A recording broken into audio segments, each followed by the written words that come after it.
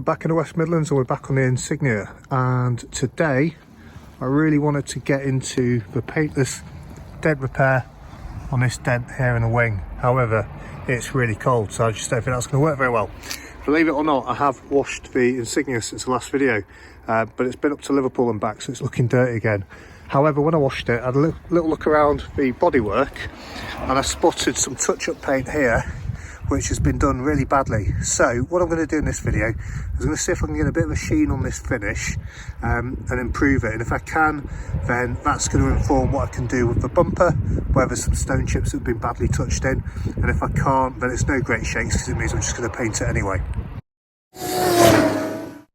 For the job, we're going to need some wet and dry paper with some soapy water. We'll need some polish with some hand applicator pads and some microfibers, just wipe it off afterwards. We'll need some solvent and blue roll to clean the area. We'll need some acrylic lacquer to finish it off and give it a protective top coat. Let's go on with it. First of all, I've got some wet and dry just soaking and a bit of soapy water. I'm just going to get a sponge. I'm just going to clean the general area we're going to be working on.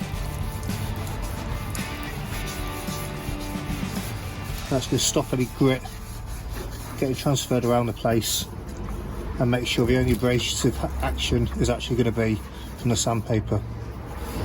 Straight away I can see that that paint isn't giving me full coverage anyway, so this is never going to be the best finish. I'll take my wet and dry and I want to wrap it around a sponge, just so that I'm not digging into the paint too much. Take some clean soapy water in a spray bottle, and I'm going to use this to keep the area lubricated and again stop any nastiness getting rubbed into the paint.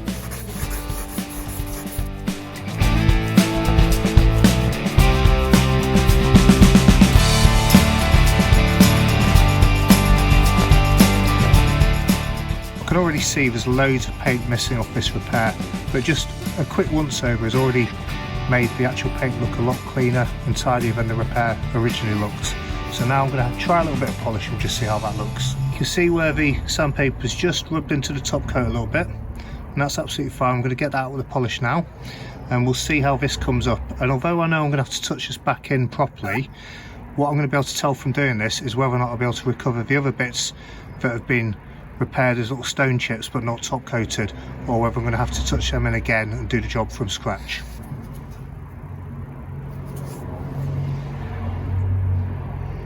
Been a little bit liberal there with the old polish compound. That's a bit too much to be fair, but we'll just give it a little work.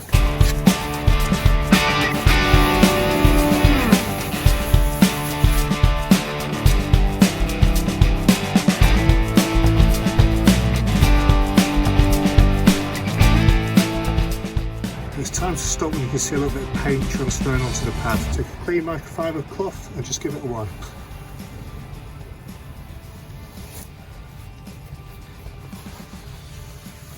The results from that are starting to look okay. I still need to work out these scratch marks slightly. That's definitely looking a lot flatter, so I am going to try and give that a little dose of clear coat just to again see what the actual filler paint looks like. This isn't about repairing this part, it's just about testing what the products will actually come up like. So I'm going to have another little go with the polish just to clean up this bit that I've abraded.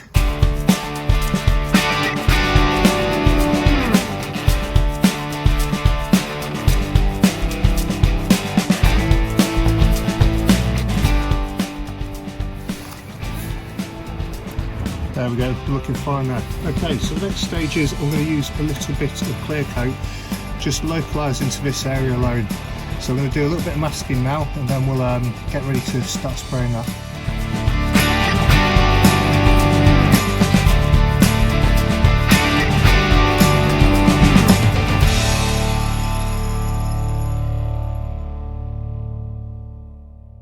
I'm a big fan of using bin bags just to mask off areas like this. It keeps it nice and easy to work in a localised area, and you don't have to mess about with those bits of card and paper and things of that nature. I put in a recent video about warming spray cans before you use them. Best way of doing it is to pop it in a little jug of hot water. As you can see there, just a bit of hot water and I've just had a towel over that, and that just takes the cold off the can. It's going to make the can hot as such, but just allows me to ensure good coverage.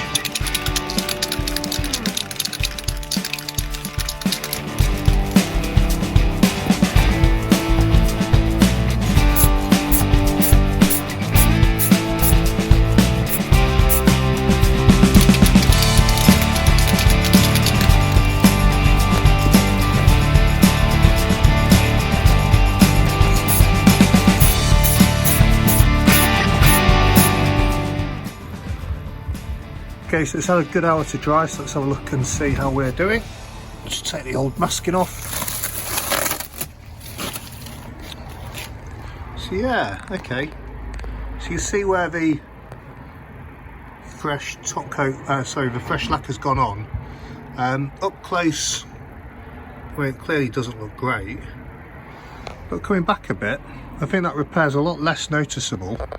You can see where the paint's rubbed off, that's more noticeable, but I actually think that's touched in quite well, to be honest, and that the actual taking the height off it with the polish and then putting some lacquer on top of it, stepping back, I think if that paint coverage was still there, that would be looking okay. Definitely a lot less noticeable than without the lacquer on it. The reason I wanted to check this will become apparent when you come around the side with me. When I cleaned the car, I noticed I had some quite bad deep scratches on the rear quarter panel, and they're down to metal. And what I would traditionally do is just sand that area off, look to try and blend the paint somewhere up here and somewhere down here. But if I can get a decent touching pen and get a little bit of base coat just in there to protect the paint, to protect the metal, touch a bit of colour in, and then put some lacquer on top of it, then actually that's going to be a much quicker fix. Continuing down the car, you can see on the actual front wing where there's been some paint touched in, and it's just lacking a little bit of lacquer on top of there. I think that'll polish and lacquer off really nicely, and again, it just saves time and money.